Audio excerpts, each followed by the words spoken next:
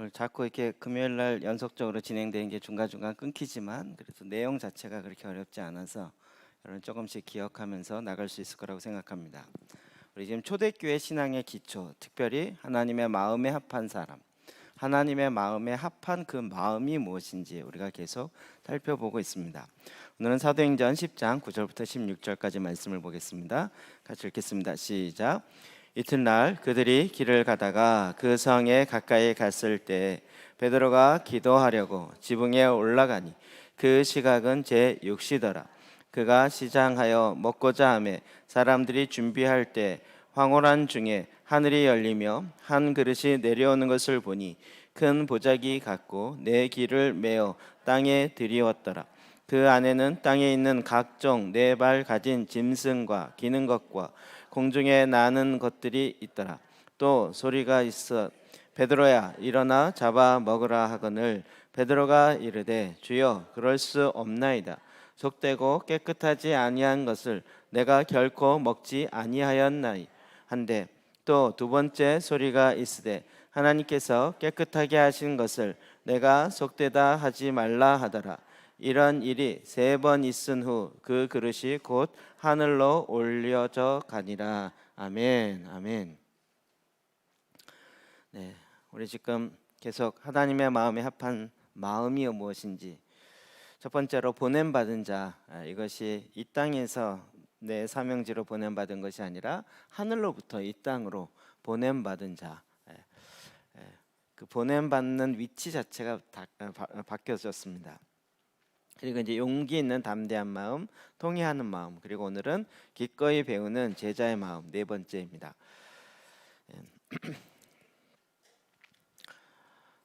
기꺼이 배우는 제자의 마음에서 첫 번째로 성령님께 민감함을 매일 습득하는 마음이다. 첫 번째 주제입니다. 사무엘상 24장 5절입니다. 같이 읽겠습니다. 시작. 그리한 후에 사울의 옷자락 뱀으로 말미암아 다윗의 마음이 찔려. 다윗이 하나님께 합한 마음, 하나 있는데 마음에 합한 자다라고 이야기했는데 그에게 있는 마음의 특성 중에 하나가 정말 그 마음에 민감함을 가지고 있었다는 것입니다. 그리고 성령께서 원하시는 게 무엇인지를 정확하게 알고 있었고 하나님의 말씀이 무엇인지를 충분히 그가 따라가고 있었다는 것입니다. 이 본문 자체를 우리가 잘 아는 것처럼 사울이 용변을 보려고 다윗이 숨어있는 그 자리로 들어왔을 때 그의 사울 왕의 옷자락을 뵙니다. 이 부분을 놓고 굉장히 다양한 해석들이 가능하죠. 어찌 보면 하나님께서 그에게 그가 도망 다니면서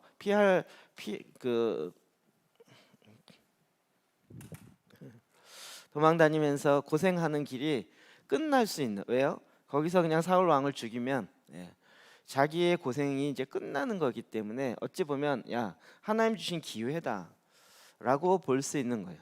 근데 그의 마음은 그렇지 않았어요. 그의 마음은 오히려 그 왕의 옷자락 뱀으로 말미암아 그의 마음이 찔렸어요. 왜죠? 사울 왕이 비록 자기를 죽이려고 했지만 그는 하나님으로부터 기름 부음 받은 자라는 거죠. 그가 비록 잘못되었고 그리고 지금도 우리가 보기에 사울 왕이 너무나도 잘못한 것이 많이 있었지만 그거에 대한 심판을 누구에게 맡겼어요? 하나님께 맡긴 것이고 자기는 기름 부음 받은 자를 건드릴 수 없다. 이게 하나님의 말씀이었던 거예요. 내 마음에 드느냐 안 드느냐 이건 2차적이었던 거죠. 그래서 그의 마음에 찔림이 있었던 거예요. 그러니까 모든 기준 자체가 하나님의 그 말씀의 기준이 있었던 거죠. 어떤 면에서 우리가 굉장히 내 감정에 충실하는 경향이 있어요. 제가 누누이 느끼지만 한국 사람들은 굉장히 감정적입니다. 우리는 그렇게 생각 안 하죠. 그런데 굉장히 감정적입니다. 그리고 어떤 부분에 이 감정이 탁 터치되면 진짜 물불 안 가리는 그런 상황들이 툭툭 일어나는 거죠. 반대의 경우도 있습니다. 그 감정을 잘 이용하면 이용해 먹기 딱 좋은 게 한국 사람들입니다. 옳고 그런 거 별로 없어요. 그냥 그 마음이 가는 거예요. 감정이 가는 거에 쉽게 갑니다. 그러니까 자꾸 우리는 이런 면에서 나의 기준을 하나님의 말씀에 둬야 됩니다. 이게 굉장히 쉬운 얘기인데도 실제로 그걸 살아내기가 참 어렵습니다. 대부분 왜 그렇게 살았을까 보면 그 당시 상황 속에서 내 마음이, 내 감정이 그랬다는 거예요. 그러니까 지금 우리가 계속 훈련하면서 배워야 할 것은 뭐냐면 내 마음이 내 느껴지는 대로 움직여지는 것이 아니라 하나님이 말씀하는 것을 기준으로 움직여야 된다는 거죠. 여러분, 내 감정도 틀릴 수 있다라는 거 인정하시나요? 나의 감정 그때는 너무 확실했어요. 너무 막 그 마음에 이건 진짜 하나님의 뜻이다 막 이렇게까지 했어요. 근데 나중에 돌이켜 보면 그게 아니었을 경우가 참 많이 있죠. 그러면 우리는 이 감정을 틀리지 않게 할 것이다 자꾸 이렇게 가는데, 그것이 아니라 기준점 자체를 하나님의 말씀에 둬야 된다. 제가 초기에 이런 얘기를 드렸습니다. 무엇이 옳으냐 그르냐를 찾을 때 물론 우리 이제 생명으로 말미암아 살아가는 자들이지만 옳고 그름의 기준을 뭘로 볼 거냐가 중요하다. 그 기준이 무엇이에요? 이 세상에 옳으냐 그르냐의 기준이 아니라 말씀의 기준이 돼야 된다. 그게 어려우면 하나님 나라에 도움이 되는가 이 기준으로 봐야 된다 이런 거죠. 다윗은 그런 면에서 하나님의 말씀 앞에 두렵고 떨림으로 섰는 그 마음이 있었기 때문에 그는 하나님께 내 마음이 합한 자다라고 칭찬받을 수 있었다는 거죠. 자, 그러면 성경에 마음이 찔렸던 경우가 여러 경우가 나옵니다. 사도행전 2장 37절입니다. 읽어볼까요? 시작. 그들이 이 말을 듣고 마음에 찔려 베드로와 다른 사도들에게 물어 이르되 형제들아 우리가 어찌할꼬 하거늘. 사도행전 2장입니다. 베드로가 즉흥 설교하는 거죠. 오순절 주에 성령이 임하고 베드로가 사람들이 아침 9시에 방언하니까 낮술에 취했다, 아침 술에 취했다 이러면서 얘기할 때 베드로가 제가 보기엔 욱해서 설교한 것 같아요. 욱해갖고 그게 아니다 이러면서 그 자리에서 그냥 설교를 하는데 아주 너무나도 정확하고 명확한 설교를 하는 거죠. 그러면서 아주 정확하게 너희가 십자가에 못 박힌 그 예수를 하나님께서 주와 그리스도가 되게 하셨다. 이 말에 그들이 마음에 찔렸어요. 그래서 그러면 우리가 어떻게 해야 될 것인가? 거기에 계속 하나님께서 그들의 마음속에 이야기하는 것을 그들이 정말 마음으로 받을 수 있던 거죠. 마음이요.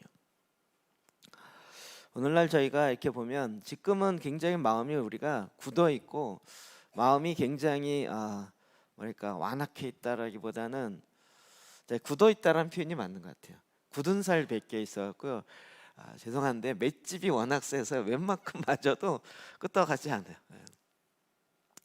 그 당시 베드로의 설교를 듣고 그들의 마음이 찔려서 그러면 어찌할꼬.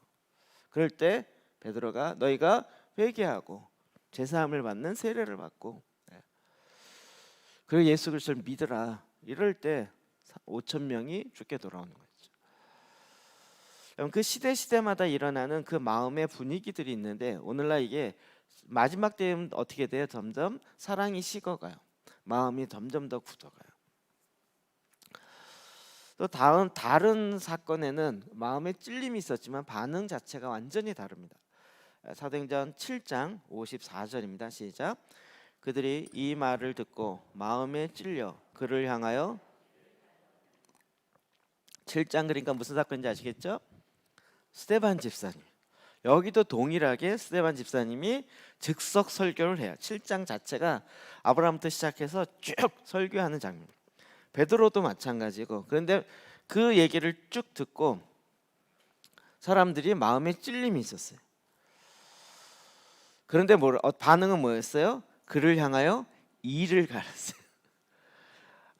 그 마음에 찔려서 그러면 어찌할꼬 우리가 어떻게 해야 좋겠습니까? 이렇게 반응한 것이 아니라 그들의 마음이 여전히 굳은 마음, 완악한 마음이 있었기 때문에 그 말이 옳기 때문에 더 그를 향하여 죽이고자 하는 그런 마음으로 일어났던 거죠. 우리가 이 부분에서 계속 성령께서 무엇을 원하시는가를 우리 마음을 기경하는 작업. 요즘 계속 우리가 마음 중심으로 가는 거잖아요. 정보나 어떤 지식보다도 우리 마음의 상태가 지금 어떤 상태인가. 그래서 주님이 굳은 마음을 제하시고 무슨 마음을 줘요? 부드러운 마음. 그렇죠? 부드러운 마음이. 저는 굳은 마음을 제하시고 완전히 심빙 새거 뭐라고 해야 되나, 완전 새 마음 이렇게 주시는 줄 알았어요. 그런데 물론 성경에 새 마음이라고 되어 있지만 부드러운 마음을 줘요. 그러니까 우리가 주의 성령이 임할수록 어떻게 돼요? 마음이 부드러운 마음으로 바뀌는 거예요. 그러니까 우리의 마음을 그렇게 부드러운 마음으로 기경하는 작업들을 계속적으로 해야 되는 거죠. 그러니까 우리 이런 부분에 있어서 굉장히 많은 것을 우리가 놓쳐버렸던 거예요. 그러니까 굳은 마음에는 아무리 땅을 기경해서 갈아엎으려고 해도 어떤 건 삽이 안 들어가는, 마음이 굳어져서 굳은 땅이 됐을 뿐만 아니라 아예 길가밭처럼, 거기다 이제 점점 표현을 더 강하게 해야 돼. 길가밭에서 더 단단해지면 뭐가 돼요? 어떻게 했어요? 그 위에 아스팔트를 쫙 까시는 거예요. 그래서 웬만한 차가 지나가도 끈떡없는. 왜요? 그래야 내 마음이 편하다라고 하네요. 마음이 편한 거랑 진짜 그 마음이 부드러운 거랑은 굉장히 큰 차이가 있죠. 내가 손해 보지 않으려고 마음을 굳게 하는데 그 마음이 아예 굳어버린 마음이 된다면 우리는 지금 그런 마음의 관리를 잘못하고 있는 거예요. 자, 로마서 8장 12절부터 14절입니다. 같이 읽읍시다. 시작. 그러므로 형제들아, 우리가 빚진 자로되 육신에게 져서 육신대로 살 것이 아니니라. 너희가 육신대로 살면 반드시 죽을 것이로되 영으로서 몸의 행실을 죽이면 살리니 무릇 하나님의 영으로 인도함을 받는 사람은 곧 하나님의 아들이라. 아멘. 이 말씀 우리가 너무나도 잘 알고 많이 들었던 말씀이죠. 무릇 하나님의 영으로 인도함을 받는 사람, 곧 하나님의 아들이다. 굉장히 중요한 이 전환점의 포커스가 됩니다. 지난주에 우리 이은정 선교사님 얘기를 한 거니까 그 예를 들었던 그 현장에 제가 있었거든요. 작년 피닉스에 있을 때 첫날 너무 임재가 강하고 진짜 너무 진짜 막 너무 좋다 막 이랬어요. 그래서 저도 막 흥분되고 약간 그날 저녁에 막 떠들면서 너무 기뻐했던 그 분위기를 만든 사람이 또 저이기도 해요. 제가 찔림이 확 오더라고요.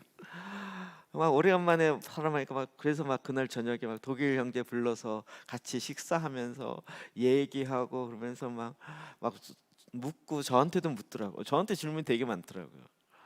어떻게 당신이 이렇게 바뀌었냐는 등 독특한 질문들 막 약간 막 굉장히, 그리고 막 얘기하면서 막 분위기 너무 좋았거든요. 그 다음날 아침에 강의를 설교를 쫙 하시는데 분위기가 많이 다운되고 많이 저도 졸렸어요. 근데 강의 설교를 하기 전에 얘기하신 게 아니라 다 하시고 난 다음에 딱 이게 뭐냐고. 내가 충격이 두 가지였어요. 보는 관점이 다르구나. 그냥 아침이라 졸린가 보다, 시차 적응이 안 됐나 보다, 이렇게 하고 있었는데 그게 아니라 하나님의 임재가 어젯밤과 오늘이 너무 다르다. 제가 마음속에 또 한 가지, 저걸 어떻게 알았지? 이런 거죠. 분명히 설교 끝나자마자 훅 가셨거든요. 그 자리에 안 계셨어요. 우리가 막 떠들었는지 그걸 이렇게 사람의 눈으로 본 거 확인한 게 아닌 거예요. 그런데 그 분위기로 하셔요. 그래서 제가 영적인 엄청난 센스가 있는가 보다, 이 측면도 있지만 또 하나는 마음으로 하는 거예요. 마음으로. 우리가 이 영적인 민감함을, 우리는 영적인 어떤 스피리추얼한 높은 단계에 이르러서 그걸 캐치해낸다 이렇게 생각하는 게 많잖아요. 그러니까 소위 말하는 도에 이르러서, 경지에 이르러서 하는. 그렇게 보면 우리는 난 그런 도에, 경지에 못 이르렀으니 안 되겠구나 이런 생각 같죠. 근데 그것에 그건 이제 그런 측면으로 설명한 것이고, 다른 측면을 보면 그 마음이요. 마음이 워낙 예민하고 워낙 민감하기 때문에 성령의 그런 흐름을 캐치를 하는 거예요. 네. 마음이 둔감할 때는 그런 흐름 자체를 캐치가 안 돼요. 왜 어떨 때는 마음이 그러니까 약간 기분이 묘할 때도 있지만 뭔가 좀 이렇게 걸려지는 게 있죠. 깨림직하는. 그런데 이런 것 안에서도 성령께서 뭔가 지금 내가 놓치고 있는 거를 찾게 하시나? 이러면서 성령께 물어보는 이런 작업들이 있어요. 다윗이 그것에 마음이 민감했다는 거죠. 여러분도 마음이 이렇게 민감한 것으로 마음을 기경하시기를 주 여러분 축복합니다. 자꾸 마음이 힘들면 마음을 둔감하게 만들어요. 어떤 힘든 일을 직면하기가 너무 어려우니까 계속 둔감하게, 그러니까 잊으려고 술 마시고 그러면 잊어요. 까먹으려고. 그것이 나를 편하게 만드는 것 같지만 사실은 그것이 내 마음을 더 굳게 만드는, 글로 가는 거라는. 이사야 12장 3절 말씀 읽어볼까요? 시작. 그러므로 너희가 기쁨으로 구원의 우물들에서 물을 기르려다. 아멘. 네. 구원의 우물들에서 물을 기르려다. 제 말씀 굉장히 좋아하고 많이 알았던 말씀이에요. 그런데 이 구원의 우물들이라는 그 표현이 이제는 이게 마치 구원의 절기의 핵심 구절처럼 돼 있잖아요. 그동안 이렇게 쭉 진행해 가면서 뭔가 다른 것이 있는데 그 다른 게 뭘까? 속사람에 대해서도 저는 이게 뭔가 다른 게 있겠다. 그런데 그게 뭔지를 모르겠는 거예요. 지금 우리가 벌써 지난 지가 횟수로 치면 6년째예요. 그건 5년 정도가 지났는데 구원의 절기를 올해 처음으로 진행한 거잖아요. 이게 뭘까? 그 여정들이 있었어요. 이따 좀 더 이야기하겠지만 그 여정에서 이게 뭘까라고 계속 뭔가 제 마음속에는 이게 그래서 속사람에 대해서 강의와 이걸 좀 더 하고 싶은 마음이 있었지만 거기에 흘러가는 내용들에 대해서 첫 번째, 두 번째, 세 번째 옛사람을 죽이는 거, 새 사람을 살리는 거, 이런 부분에 있어서 또 그 어떻게 내 안에 그리스도의 형상이 이루어지는가라는 그 5가지 주제 중에서 이 구원의 절기 문제가 제 안에 풀려지지 않았던 것. 이걸 계속 고민하고 이걸 어떻게 봐야 돼? 이러다가 그 타이밍이 딱 맞아서요. 이거 진짜 제가 지금 생각해 보면 하나님의 성령의 인도하심이었어요. 그래서 이게 이렇게 연결되는구나. 그래서 작년 5월 달인가 그때쯤 구원의 절기에 대한 이야기를 다시 한번 정리하고 미국에 딱 보냈더니 마침 그때 영국의 이나라는 자매가 구원의 절기에 대해서 영국에서 어떻게 풀어냈는가 이런 얘기를 강의하고 있는 중간에 카톡이 딱 와서 봤더니 그래서 거기도 소름 끼쳤다 그래요. 저는 그 얘기 들으면서 약간 소름 끼치려고 하고 그러면서 구원의 절기에 대해서 알게 되어지고 그리고 그것을 하나씩 받기 시작해서 작년 8월 말 9월 초부터 시작해서 구원의 절기 시작한 거죠. 지금 돌이켜 보면 기적 같은 일이에요. 진짜 하나님이 일하시면서 하나님이 그냥 흘려 보낼 수 있었어요. 이런 거 없이도 갈 수 있었는데 그렇게 했던 몇몇 가지 타이밍들이 있어요. 그때는 뭐냐면 계속 마음에 그 갈급함이 있어요. 뭔가 뭐 저만의 코드인지 모르겠지만 뭔가 명쾌하지 않은 소위 말하는 2% 부족한 뭔가가 있는 거예요. 그 부족한 게 뭐지? 그러면서 계속 그걸 잡고 기도하고 묻고 찾고 그러면요 희한하게 하나님이 희한한 타이밍에 그것을 연결해 주세요. 여러분의 인생에서도 마찬가지입니다. 그냥 아무 생각 없이 그냥 주님과 함께 동행하면 가겠지 이게 아니라요. 인격과 인격으로 만나고 교제하는 거잖아요. 그래서 내 마음에 성령의 민감함을 갖고 성령께서 어떻게 이끌어 가시는가를 계속 그 마음을 가지고 배우려는 자세로 가야 되는. 언제까지 배워야 될까요? 제가 요즘에 그 생각이 들어요. 우리는 죽음도 배워야 될 것 같아요. 죽음에 대해서도 배워야 될 것 같아요. 죽음에 대해서도 장례식장에서만 이야기되는 것이 아니라 우리가 평상시에서도 죽음에 대해서도 성경에서 얘기하는 게 뭔가 이걸 정확하게 좀 아는 것이 필요하지. 그러니까 끊임없이 배워야 되는 거죠. 자, 두 번째로는 사려 깊은 마음이에요. 배우려는 자세는 굉장히 뭔가 이야기했을 때 그게 뭘까라고 깊이 있게 내 마음에 새겨야 되는 거죠. 누가복음 2장 19절입니다. 같이 읽읍시다. 시작. 마리아가 이 모든 말을 그 말을 마음에 새겨서 생각한다. 그러니까 사람들은 그냥 지나갔을지 모르지만 마리아는 어린 아이 예수님의 모습을 통해서라도 그 안에 있었던 것들을 마음에 기록한 거예요. 그래서 나중에 이렇게 돌이켜 보니까 예수님 어렸을 때 있었던 사건들을 누가 얘기했을까요? 마구간에서 났다는 얘기를 누가 얘기했을까요? 마리아가 했겠죠. 그때 동방박사 찾아왔다는 얘기를 누가 알았을까요? 나중에 제자들이 30년 후에 제자들께 하면서 그렇겠죠. 예수님 12살 뭐 성전에 올라가서 마지막에 잊어버렸다 한자 찾았는데 성전에서 막 이렇게 말씀을 가리키실 때 이걸 누가 얘기했을까요? 다 마리아가 했겠죠. 예수님 어렸을 때 모습을 그는 기억하고 있었고 그의 마음에 새기고 있었다는 그의 탄생부터 시작해서 그 있었던 일들이 이게 배우려는 자세, 배우려는 마음. 이것과 관련돼서 고린도전서 2장 10절, 11절부터 13절 봅시다. 시작. 오직 하나님이 성령으로 이것을 우리에게 보이셨으니 성령은 모든 것 곧 하나님의 깊은 것까지도 통달하시느니라. 사람의 일을 사람의 속에 있는 영 외에 누가 알리요? 이와 같이 하나님의 일도 하나님의 영 외에는 아무도 알지 못하느니라. 우리가 세상의 영을 받지 아니하고 오직 하나님으로부터 온 영을 받았으니 이는 우리로 하여금 하나님께서 우리에게 은혜로 주신 것들을 알게 하려 하심이라. 우리가 이것을 말하거니와 사람의 지혜가 가르친 말로 아니하고 오직 성령께서 가르치신 것으로 하니 영적인 일은 영적인 것으로 분별하느니라. 아멘. 제가 이 말을 거꾸로 많이 들었어요. 영적인 일은 영적으로 분별하는 거예요. 성령의 역사나 이런 걸 잘 모를 때 그쪽에 은사가 많고 또 그 성령의 이쪽으로 아주 이렇게 깊이 있으신 분이 말했는데 이해를 못하면 영적인 건 영적으로 이해해야 되는 거야. 이해를 못하네 얘가. 무슨 얘기예요? 아직 육에 속해 있어갖고 그 영의 일을 모르는구나 이런 측면에서 이렇게 비판적인 이야기를 좀 많이 이렇게 하는 걸 들어봤었어요.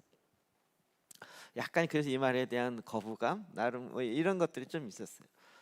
가만히 보니까 오직 하나님이 성령으로 이것을 우리에게 보이셨으니 성령은 모든 것 곧 하나님의 깊은 것까지 통달하시네. 하나님께서 성령을 통하여서 이게 지금 저자가 누구죠? 고린도전서니까 바울에게 성령을 통해서 깊이 있는 걸 깨닫어요. 여러분 참 이 독특한 거예요. 뭐죠? 예수님의 제자들이 있어요. 12명의 제자들 중에서 그 중에서 한 명을 이방인의 사도로 충분히 보낼 수 있었는데 하나님은 전혀 이들과 같이 있지 않았던 바울을 그를 택해서 그로 하여금 사도가 되게 하시고 그로 하여금 이방인의 사도로 보내게 했어요. 굉장히 독특한 하나님의 일하심이었어요. 근데 이 바울은 과연 이 12명의 제자들과 어떨까요? 레벨이. 그렇죠? 당연히 떨어진다 생각하겠죠. 2차 사도라든지 아니면 1부 리그, 2부 리그 뭐라고 표현하나 1등급 사도, 2등급 약간 이런 식의 생각을 할 수밖에 없는 상황인 거예요. 근데 지금 성경 중에 신약 성경 중에 건 반이에요. 건 반. 바울이 그랬어요. 그러면 그걸 누가 보였을까요? 누가? 직접 예수님으로부터 들었던 베드로부터 시작해서 12명의 그 사도들도 어마어마한 말씀과 그게 풀어지고 이런 것도 있었지만 그러나 더 많은 부분을 기록하고 그 사역들을 했던 것 중에 하나는 사도 바울이잖아요. 뭐라고 돼 있어요? 성령께서 보이셨다는 거예요. 성령께서 알리셨다는 거예요. 이번 수요일 날 우리 올서 성경을 통해서 가말리엘 제자로서 어느 정도 권위가 있었었는지를 충분히 설명을 들은 거죠. 하나님이 어떻게 일하시는지를 성령으로 말미암아 일하는 것을 그가 이해하고 듣고 그 다음부터는 계속 이 13절이요. 우리가 이것을 말하거니와 사람의 지혜로 가르친 말로 아니하고 오직 성령께서 가르치신 것으로 하니 영적인 성령으로 가르친 것을 했다는 거예요. 그는 가말리엘 후에 그 제자였고 랍비 선배 그 스승 랍비를 통해서 들은 얘기로 전할 수도 있어요. 그게 일반적인 그 당시의 문화예요. 근데 그는 그렇게 하지 아니하고 성령께서 가르치신 것으로 너희에게 말씀을 전했다. 이걸 또 직통 계시파다 이렇게 얘기할 수 있을지 모르지만 성령께서 그에게 알려주시고 그와 함께 계셔서 그에게 필요한 것들을 나누기 시작하고 그는 거기에 그 말씀 하나하나를 깊이 있게 듣고 주님께 묻고 그러면서 정리되었던 것들이 너무나도 많은 거죠. 우리 안에 이런 것들이 자꾸 이제 쌓여가야 되는 거예요. 오늘 제가 이 말씀을 준비하다가 비밀 중에 한 가지를 풀겠습니다. 저에 있어서 비밀인데 이미 기간이 많이 지났으니까 마음에 깊이 둔다라는 그걸 생각하다가 저에게 있어서 좀 이렇게 보물처럼 놔둔 거 있는 게 뭐냐 이렇게 저는 이제 그 우리 아 박사님하고 이메일 했던 편지들이 지금 있는데 그걸 쫙 모아놓고 있고 누구에게도 공개를 안 하고 있어요. 근데 5년이 지났으니까 유효 기간이 지나서 첫 번째 편지를 오늘 공개하려고 합니다.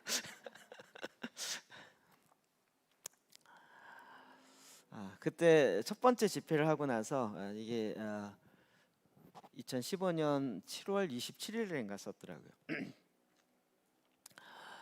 그때 이제 제가 쓴 내용은 뭐냐면 그 마음이 계속 말씀이 이렇게 마음에 남고 근데 뭔가 이렇게 굉장한 이렇게 임팩트가 팍 왔는데 그게 잘 정리되지 않고 그런데 그런 메시지를 그렇게 많이 안 했는데 제 안에는 여전히 야, 초대교회에 뭔가 답이 있구나 이래가지고 그런데 초대교회에 대한 이야기가 별로 없었어요. 이걸 어떻게 좀 찾아보지? 그래갖고 그 이후에 여름에 계속 찾고 해서 안 되겠다 해서 한국에 초대교회라고 나온 그 얘기 잠깐 했었죠. 검색을 해서 초대교회 기독교 그 저기 포털 사이트에 들어가고 초대교회라고 이름된 책들을 찾자 쫙 했더니 나오더라고요. 그 중에 좀 괜찮을 만한 한 권 20권 정도를 클릭해서 샀어요. 그걸 쫙 넣고 그다음에 야 이거 이제 여기 초대교회 비밀을 발견하겠구나. 그리고 이제 쓱쓱 보기 시작했는데 1시간도 안 돼서 그걸 다 하나도 안 나와요. 나중에 목차만 봐도 아닌 거예요. 마음에 막 와 이거 어떡하냐 이게. 도대체 그래서 이제 그 고민이 된 거죠. 도대체 그분은 초대교회 역사를 어떻게 알았을까? 궁금하지 않으세요? 어떻게 그것을 배우고 알았을까?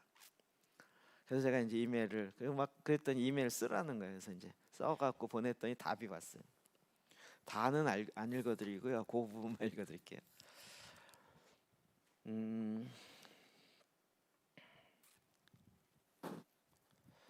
이 목사님이 보내주신 요점은 매우 좋고 진정한 것입니다.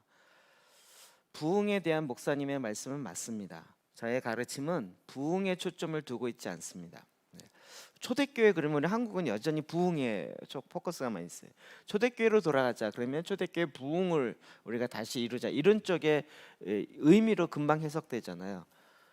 그런데 이제 제가 생각하기에 이제 초대교회로 돌아가자의 메시지가 그 얘기가 아니라는 걸 이제 알겠다라는 거죠. 그런 얘기를 썼더니 이제 부흥에 대한 목사님의 말씀은 맞습니다. 저의 가르침은 부흥에 초점을 두고 있지 않습니다.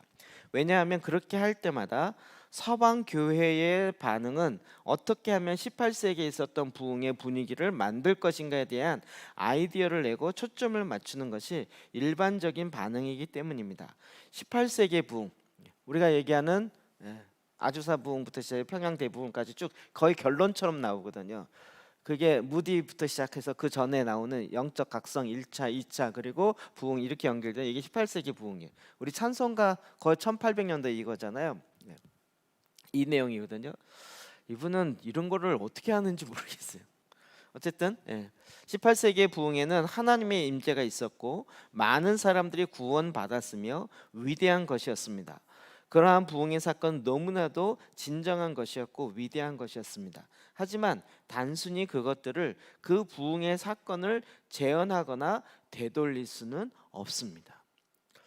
그 사건을 재현하거나 다시 그것을 어게인 1907 해갖고 다시 재현하자라고 할 수 있는 건 없습니다. 제가 몇 번 말씀드렸지만 어게인 1907 저도 안산에서 하고 할 때 과연 100년 전에 어게인 그 부흥이 다시 올 것인가? 그리고 지금도 많은 교회에서는 부흥을 위해서 포커스가 거기에 되는 거예요. 부흥을 위해서. 그리고 상당히 많은 그 내용들이 지금도 많은 기도할 때 부흥을 달라고 기도하고 뭐 이런 경우 많잖아요. 이게 제가 이렇게 확 돌아서게 된 배경 중에 하나예요. 확신하게 된 거예요.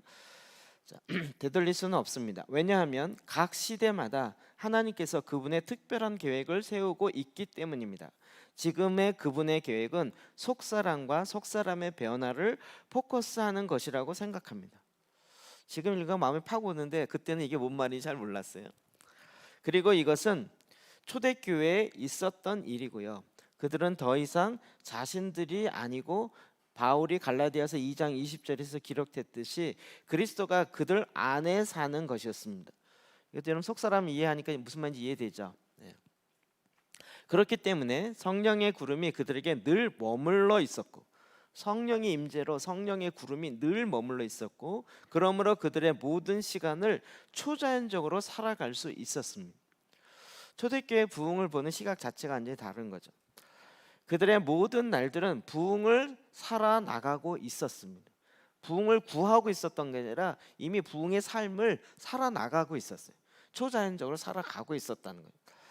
이것은 특별한 부흥이라고 파악하거나 알아차리지 않는 것은 그 부흥은 그들의 일반적인 평상시의 크리스찬의 삶이었기 때문이었습니다. 특별한 평양 부흥 같은 특별한 사건 이런 개념이 아니고요. 아예 그냥 일상적인 삶이 그런 삶이었기 때문에 이걸 특별하게 무슨 초대교회 부흥이다 이렇게 얘기하지 않았고 그냥 일상으로 살고 있었다는 거죠. 그래서 초대교회의 생각은 달랐던 것입니다. 정상적인 크리스찬의 삶의 레벨, 즉 초자연적인 레벨에서 추락해서 우리가 살고 있는 캐주얼한 일상의 삶으로 떨어졌을 때 우리는 부흥이라는 단어들을 쓰기 시작한 것입니다. 무슨 말인지 이해되세요? 네. 우리가 그런 초대교회의 성도들이 그런 삶을 살았던 것에서 뚝 떨어져 갖고 일상적인 아주 캐주얼한 삶이라고 번역을 한 것 같은데 그러다 보니 다시 부흥으로라는 그렇게 이제 표현하고 돌아가려고 하는 이런 식의 생각을 가졌다는 거예요. 그러므로 그때부터 우리는 부흥을 우리가 필요한 하나의 계절이라고 여기게 되었습니다. 부흥이 필요해 이런 개념으로. 하지만 초대교회는 그렇지 않았습니다. 복음에 따른 단순한 매일의 삶이었지만 매우 조심스럽게 그리고 매우 심각하게 여기며 살아가는 삶이었습니다. 부흥에 따른 단순한 매일의 삶, 부흥에 따른 매일의 삶을 아주 조심스럽게 그러나 실제로 살아가고 있었다는 거죠. 그들은 부흥 가운데 살았고 그 크리스천 메시지는 이것이었습니다.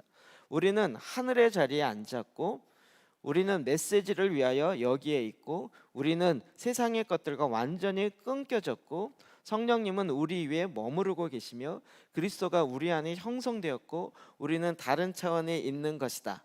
여기에서 차이를 볼 수 있을 것입니다. 편지를 이렇게 어렵게 쓰셔. 뭔 얘기인지 이해되시죠? 여러분 속사람 이제 구원의 절기를 하시니까 우리는 하늘의 자리에 있었고 아시죠? 승천해서 하늘의 자리에 있었고 우리는 메시지를 위해 여기에 있었고 이 땅에 있는 건 하나님의 메시지를 전하기 위해 있고 우리는 세상의 것들과 완전히 끊겨져 있어요.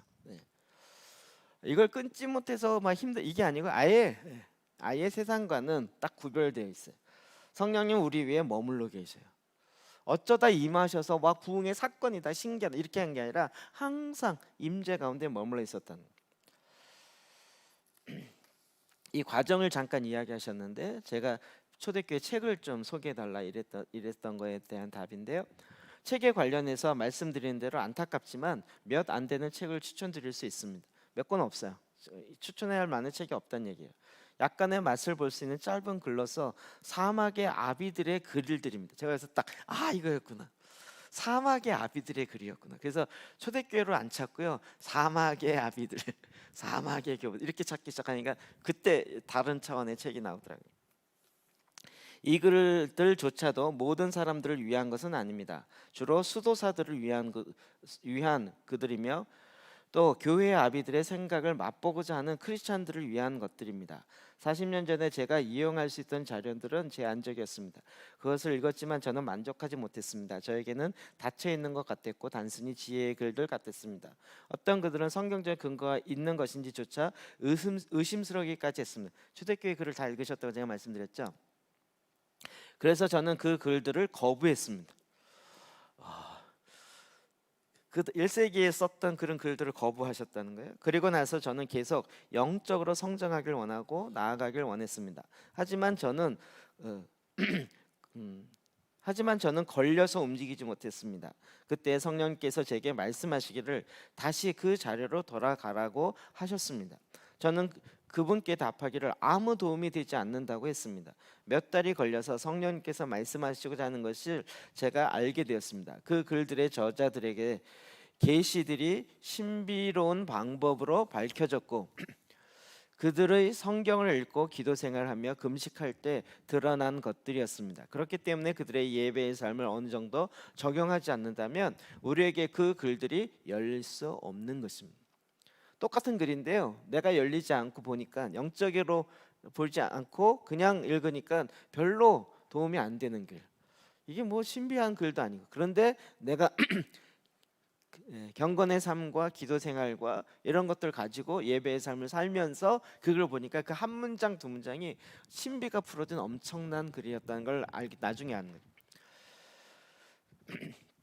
그래서 우리가 기도하는 것을 보신 것과 같은 방법으로 그때 받긴 봤는데 별로 주의 깊게 안 봐서 별로 이렇게 마음에 안 들어왔었죠. 이제는 뭔지 알겠어요. 시편을 기도하기 시작했습니다. 본인이요 시편을 기도하기 시작했습니다. 시편 기도와 엎드려 경배하고 금식을 했습니다. 그리고 깨닫게 된 것은 하나의 계절 동안 하는 절기, 하나의 절기 동안 하는 그러한 것이 아니라 평생 해야 한다는 것을 알게 되었습니다. 그래서 그들의 방법을 아주 조금 적용하기 시작했지만 규칙적으로 적용해서 저의 생활 패턴이 되게끔 했습니다. 저는 여러 해 동안 은둔 가운데 있었기 때문에 그들의 방법을 배우게 되었고 그들의 말씀을 먹고 기도하고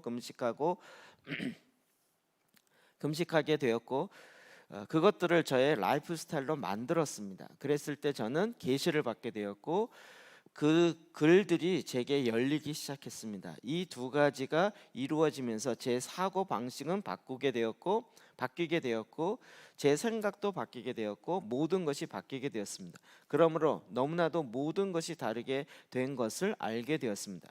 그 당시에는 제게 있는 자료들을 기록하고 책을 쓴다든가 웹사이트를 나눈다는 생각조차 하지 못했습니다.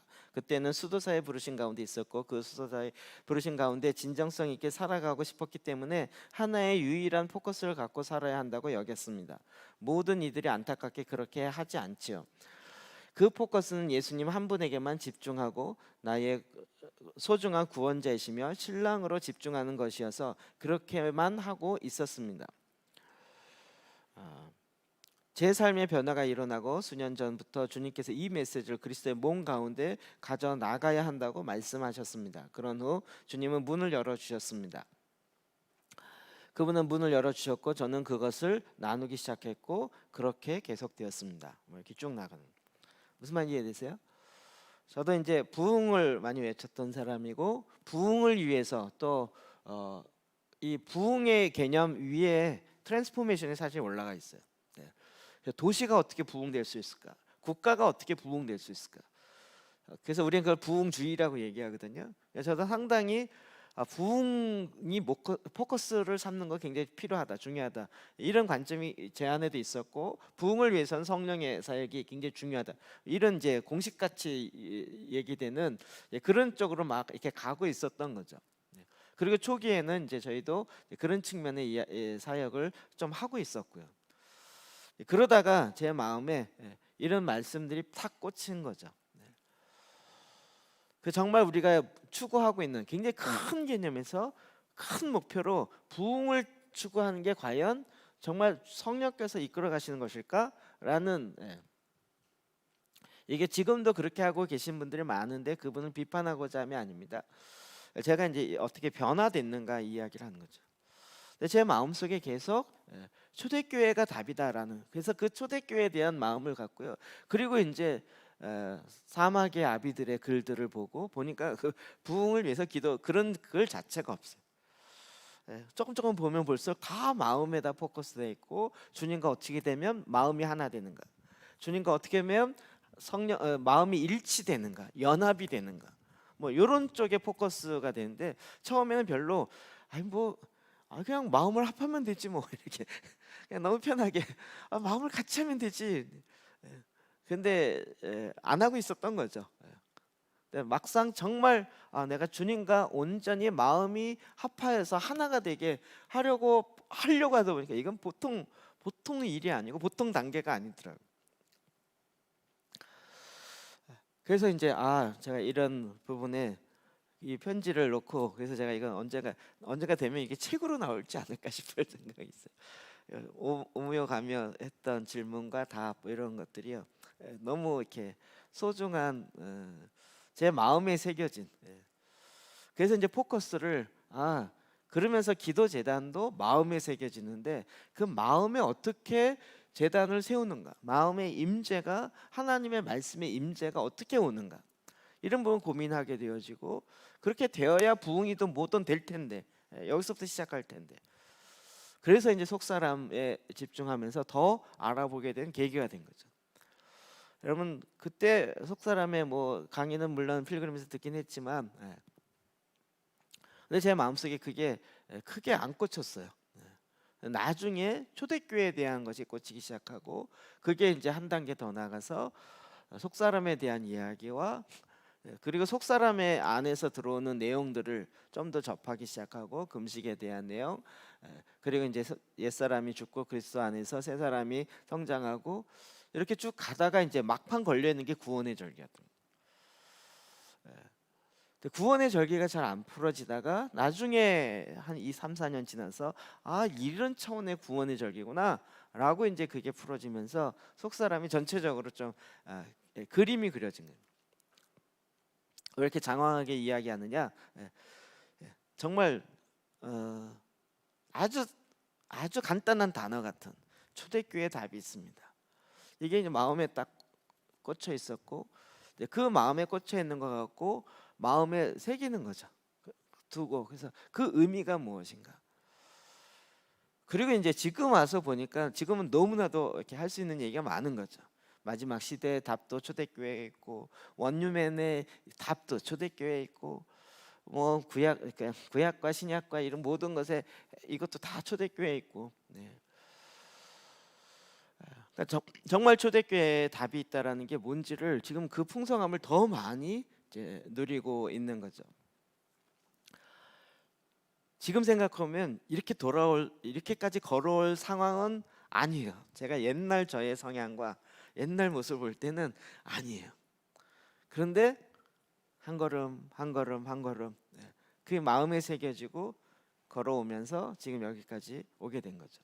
지금 그때 읽으면서 지금 같은 해석이 안 됐어요. 시편으로 기도하고, 이게 시편 뭘 기도한다는 얘기야 도대체. 시편 갖고 하나 보지 뭐 이러면서 흙 넘어가고, 속사람, 그래도 뭐 그게 그 단어가 의미하는 깊이가 제 안에 안 들어와 있었던 거죠. 하나님의 말씀이 우리 안에 지금 뭐가, 하나님의 마음에 합한 마음이 되기 위해서 주님이 짧게 말씀하시는 그것들이 마음에 탁 새겨지는 작업들을 우리가 해야 된다는 거예요. 그냥 한번 우리는 한 방에 해결하려고 그래. 뭐든지 한 방 성령이 임하셔서 불같이 임하셔서 막 뒤집어져서 한 방에 변화를. 그렇게 가지 않아.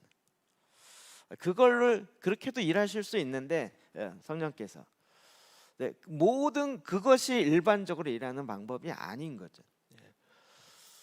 계속 우리의 마음에 주님이 우리의 마음을 하나님과 연합하여 하나 되게 하는, 그래서 하나님의 마음에 합한 마음이 되게 계속 우리를 마음을 기경하게 하시는 거죠.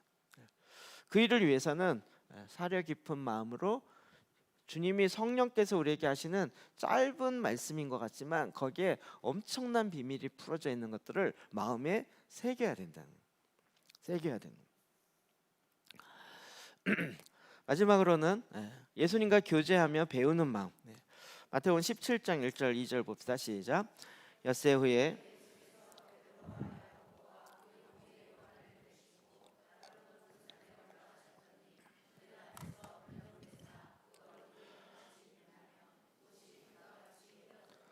아멘. 변화산 사건입니다. 변화산 사건. 이거는 그냥 변화산 사건, 우리는 베드로의 입장에서 많이 이렇게 생각하는데 조금 더 지난번에 이 승천절에서 이 말씀 좀 나누었던 것처럼 그것을 뛰어넘어서 지금 뭐예요? 변화된 예수님의 새로운 모습을 보게 된 거죠. 베드로는 늘 일상에서 만나는 예수님, 별 차이가 안 나는, 뭔가 특별한 것 있지만 그런데 변화산에서 예수님의 변화되어진 모습을 보는 거죠. 어찌 보면 거기에서의 변화는 바로 모세와 엘리야와 같이 이야기 나누며 그의 형상이 변화되어 있는, 그게 실제겠죠. 그게 더 예수님의 모습, 하나님의 아들, 삼일체 하나님의 그분 중에 한 분이신 그분 예수님이겠죠. 그걸 잠깐 본 거겠죠. 그러니까 우리가 빌립보서에 나타나는 그가 하늘 보좌의 우편에 계시다가 내려놓고 이 땅에 오셨다 이럴 때 우리는 그냥 거기 빨리 있고 내려오신 것만 생각하는데, 이 변화산 사건을 통해서 그 보좌 우편에서 함께 있었던 게 뭔지를 베드로가 직접 경험하고 직접 보는 거예요.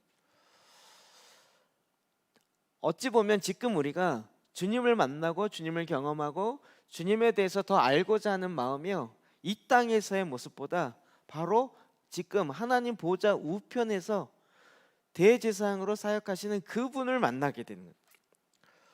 하늘의 실제적인 그 사역을 하고 계신 그 주님이요. 우리가 주님 닮기 원합니다. 그러면 우리는 이 땅에서 행하셨던 많은 모습들을 생각하면서 그래 나도 주님 닮았으면 좋겠어 이렇게 생각하잖아요. 그거 닮는 것도 굉장히 중요하죠. 우리의 모델이 되니까요. 근데 그렇게 되기 위해서는 뭐가 돼야 돼? 우리도 주님과 함께 보좌 우편에 그리스도 안에서 앉혀서 거기서부터 보는 변화되어진 마음으로 주님을 보기 시작해야 같은 마음으로 볼 수 있는 거죠. 이런 것을 우리의 사고의 생각 틀을 자꾸 깨야 되는 거예요. 우리는 자꾸 어느 정도 되면 내가 다른 사람에 비교해서 좀 더 나아 이렇게 얘기하는데 이건 정말 성장을 가장 방해하는 아니란 생각인 거죠. 사도행전 10장에 오늘 우리가 본문으로 봤던 본문을 보면 우리가 아까 읽었습니다. 시간이 없어서 그냥 말씀을 드리면, 여러분 잘 아는 것처럼 이 환상은 지금 어떤 상황으로 넘어가는 거죠? 그렇죠? 이방인에게 복음이 증거되어지면서 유대인 중심으로 갔던 이 복음이 지금 베드로의 이 환상을 통해 부정한 것을 먹어라 그랬을 때 주님, 난 부정한 것을 먹은 적이 없는데 왜 자꾸 먹으라고 하십니까? 주님이 뭐라 하세요? 하나님이 내가 깨끗하게 한 것을 네가 부정하다고 하느냐. 15절 또 두 번째 소리가 있을 때 하나님께서 깨끗하게 하신 것을 내가 속되다 하지 말라 하더라. 그러면서 16절 이런 일이 몇 번 있어요? 3번 있은 후에 그 그릇이 곧 하늘로 올라가는. 이건 베드로에 있어서 엄청난 자기의 생각의 변화고요, 기독 교회사에 있어서 엄청난 변화를 갖고 온 게 이게 뭐죠? 그 짐승과 기는 거 나는 거에 뭘 상징해요? 이방인을 상징하는. 예. 그래서 이 사건 이후에 고넬료 사건이 일어나면서 이방인에게 복음이 증거되어지고 복음은 이방인에게 가서 풍성하게 되어지는 그 변화의 기로가 되는 굉장히 중요한 환상인 거죠. 여기에 뭐가 있었어요? 베드로가 움직여야 되는데 베드로의 세계관이 유대인 세계관에 갇혀 있는 거예요. 이방인과 같이 밥을 먹어서는 안 돼. 먹다가도 다른 유대인들 좀 쓱 일어나다가 도망가고. 네. 그의 세계. 여러분이 오늘 베드로를 욕할 게 아니라 우리의 입장에서 생각해 보라. 우리의 입장에서. 지금 우리가 아까 잠깐 읽었지만 시편기도 또 뭐 경배하기 하기 전에 뭘 해야죠? 그죠? 누가 보나 안 보나 이렇게 그러지 않겠냐고요. 이게 우리가 알잖아요. 우리 문화 속에서 경배하기 까딱 잘못 알면 사람들이 이단이라고 볼 것 같다는 거예요. 이런 상황 속에 하나님께서 열어놓으시고 뭐라 그래요? 내가 거룩하게 한 거를 네가 속되다고 하느냐? 아 그래도요. 아 그래도요. 이걸 깨기가 쉽겠냐고요. 네. 우리 조금만 달라도 조금만 말도 이상한데 이렇게 얘기하는 게 아니라 이단 같은데 이렇게 얘기해요. 이단 같은 데가 이상한데 뜻인가 봐요. 이런 상황이 있다라는 걸 충분히 아는데도 불구하고 성령께서 지금 하나님의 마음을 가지고 이걸 뚫고 열고 나가길 원하시는 거예요. 우리의 기준 자체가 제가 몇 번 이단성과 관련된 이야기 많이 했지만 사람의 평가에 얼마나 내가 그 기준을 두고 있었는가 내 마음에 사람들의 평가와 사람들의 말이 얼마나 내가 의지하고 있었는가 나는 늘 사람에게 좋은 평가를 들어야 된다라고 하는 전제가 엄청 깔려 있었던 거예요. 그래서 하나님이 이걸 해라라고 해도 말이 안 되니 한국 상을 모르세요 하나님 이렇게 얘기되는 거였던 거죠.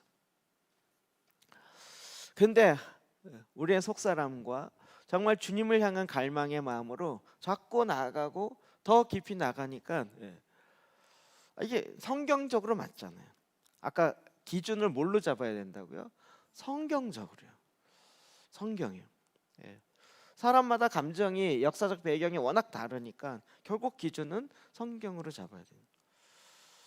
그 성경으로 잡겠다는 얘기는 그 말씀의 실체이신 예수 그리스도로 우리의 마음을 합쳐야 된다는 거죠. 그러니까 성경이 있으면 우리는 그 말씀 앞에 순종하는 거예요.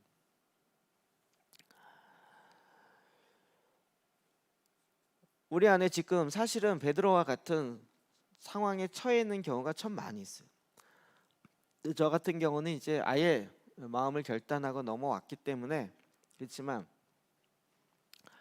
우리가 그런 얘기 많이 했잖아요. 헬라적 사고를 극복해야 된다. 헬라적 사고 때문이다. 이 얘기는 지금은 아주 보편적이에요. 웬만한 목사님 다 이렇게 얘기를 해요. 자, 그러면 헬라적 사고를 극복하려면 어떻게 해야 될까요? 히브리적 사고를 해야 돼요? 성경적 사고를 해야 돼요? 그게 논리적인 답인 것 같은데 어떻게 가야 돼요? 그렇죠. 초대교회처럼 내 안에 그리스도의 형상이 세워져야 우리가 성경적 사고를 하자 그러면 이게 딱 생기냐고요. 그건 아니잖아요. 성경적 사고, 히브리적 사고를 하려면 어떻게 해야 되냐? 그게 그 말이 말하는 뜻이 무엇인가를 보면 우리는 히브리적 사고를 헬라적으로 공부하잖아요. 이 표현 이해되세요?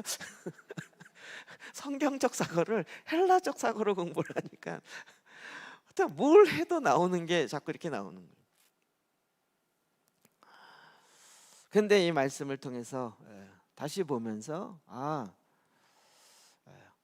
결국은 헬라적 사고를 극복하는 건 초대교회의 방법을 따라가는 것 그것이 또 하나의 답이구나. 왜 경배하라 그럴까? 왜 시편 갖고 기도하라 그럴까? 이게 하나의 좋은 생각 아닐까? 인간의 생각이 아닐까? 그런데 성경을 통해서 보면 볼수록 그렇구나. 그들의 시편을 갖고 기도했고 초대교회 그렇게 기도했고 그 기도의 모습을 우리가 맛보기 시작하고 알기 시작하면서 따라가기 시작한 거예요. 점차 이걸 통해서 우리는 이제는 너무 쉬워진 거죠. 저희는 쉬워졌어요. 자, 시편 기도 하십시오. 여러분 책 나오기 전에 굉장히 어려웠잖아요. 근데 책이 나오니까 이제는 책 갖고 이렇게 하고 너무 좋겠다. 그래서.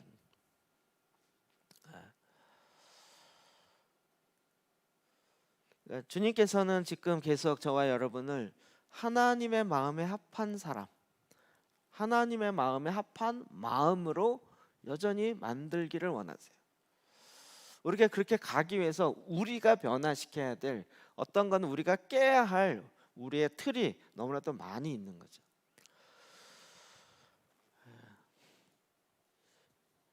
우리의 어떤 면에서 개신교의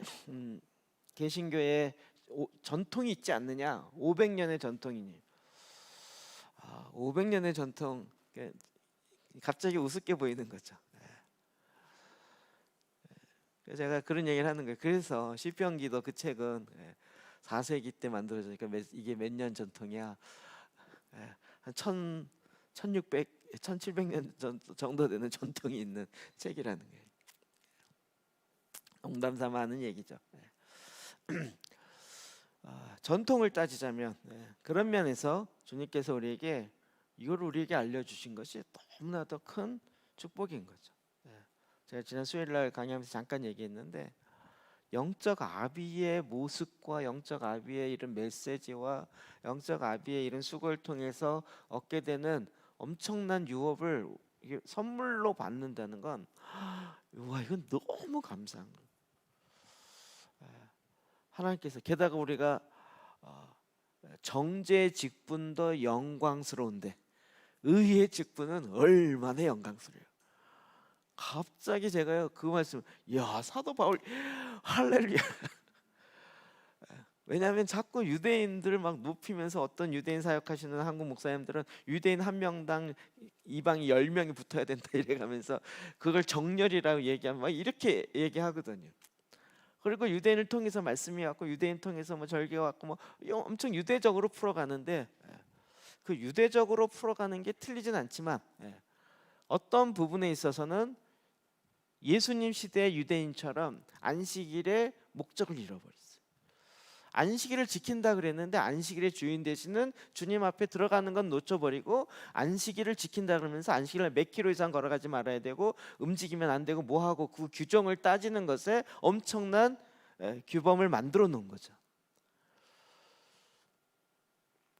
할례도 그렇고요.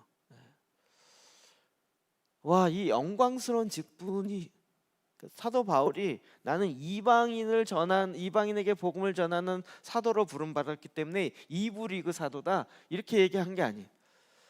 사도가 누가 높고 남냐 이게 아니라 아예 하나님 앞에서 내가 이 의의 종이 되어서 영광스러운 직분을 받았다. 이건 나뿐만 아니라 우리 모두가 다 지금 이와 같은 왕 같은 제사장으로서의 이 직분을 받은 우리가 얼마나 영광스러우냐. 이게 딱 들어온 순간 와, 우리가 막 유대인 랍비 목사님 이름들 보면 우와 진짜 모르는 거 없이 다 알겠다 막 이런 것처럼 느껴지는 그런 것이 갑자기 확 이렇게 반전되는 듯한 그 마음이 딱 드는. 그렇구나. 주님께서 우리를 향해서 정말 이 생명을 나누고 하나님의 마음과 하나님의 계획들을 우리 가운데 계속 풀어내는 그 마음을 합한 자들을 주님이 찾으시고 그렇게 만들어가기 원하시는 거예요. 그러니까 끊임없이 우리는 주님께 배우는 거죠. 주님께 배우는 거예요.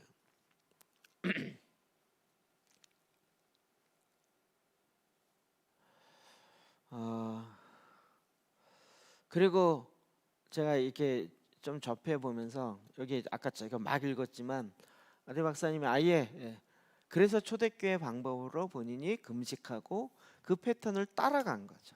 그래서 라이프 스타일을 본인이 만들어 온 거죠.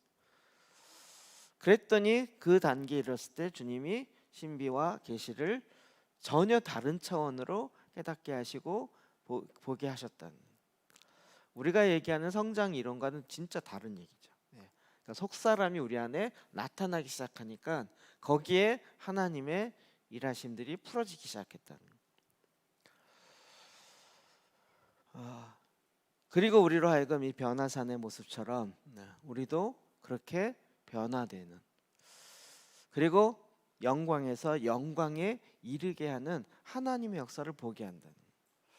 영광에서 영광에 이른다. 이거 맨날 우리 영화의 얘기잖아요. 죽고 나서 주님이 오시면 그렇게 영화롭게 될 거다. 근데 주님은 이 땅에서 우리가 그리스도와 함께 죽고 살고 일으켜서 보좌 우편에 그 영광에 이르게 하는 하나님의 계획과 하나님의 역사를 우리에게 보여주는 거예요. 그 마땅히 우리가 전에는 부정한 것이라고 여겼던 것인데 깨는 거죠. 그리고 순종하여 나아가는, 주님의 모습대로 더 가기 원하는 거죠. 여러분도 이런 마음이신 거죠. 이런 마음이신 거죠.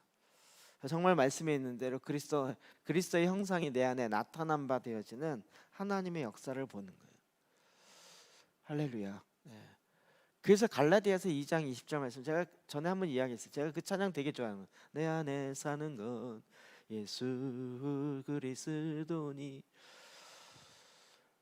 정말 그런데 내 안에 그리스도가 사나? 그 찬양하면서 계속 그리스도가 사나? 살았다 죽었다 하시나? 나갔다 들어왔다 하시나? 나의 왕 나의 주, 뭐 찬양은 정말 너무 좋아하고, 그래서 거의 그러니까 이제 계속 원합니다로 끝나요. 주님 내 안에 주님이 거하시기 원합니다. 내가 그리스도와 함께 있길 원합니다. 실제 살고 있습니다. 이게 안 되는 거예요. 산다라고 얘기 못하니까. 근데 이 말씀을 따라가 보니까 아 그렇구나. 그리스도와 연합해서 하나 되었을 때 내 안에 그리스도가 사신다. 내가 사는 것이 그리스도로 말미암아 살아가고 있다. 이게 되는 거죠. 저는 이게 옳구나. 이게 이 말씀을 이룰 수 있구나. 오히려 내가 언젠가 막 열심히 도 닦고 어느 경지에 이르면 그게 되겠지, 이게 아니라 주님이 내 안에 거하셔서 말씀이 거하시고 나의 옛사람이 그리스도와 함께 죽고 내 새 사람이 그리스도 안에서 다시 살아서 부활해 있어서 주님과 함께 보좌 우편에, 그래서 그리스도의 형상이 내 안에 다시 온전히 회복되었을 때 주님이 그걸 그렇게 창조하셨고 그렇게 우리를 또 다시 회복시키는 거죠. 우리가 이걸 그러니까 완전히 목적 자체가 달라진 거예요. 그것을 살아가는 방법 자체도 많이 달라진 거고, 초대교회 방법으로 돌아가기 시작해요. 그러니까 부흥주의를 뭐라 그런 게 아니라 굉장히 뛰어넘는 얘기라는 거 이해되시죠? 어쩌다 한 번 있는 획기적인 부흥을 구하면서 이런 차원이 아니라 그냥 일상의 부흥의 삶을 살아가는 차원으로 살아가는 거예요. 초대교회는 그렇게 살았다는, 그리고 저와 여러분도 그렇게 살 수 있고 그렇게 살라고 이야기하시는, 그렇게 되려면 어떻게 해요? 마음이 하나님과 합한 마음이 돼요. 예수 그리스도와 합한 마음. 그러면 주님께 그 마음을 배우고 주님으로부터 시작되어지는 내 마음의 그 기경함이 있도록 가야 되는 거죠. 기도하십시다.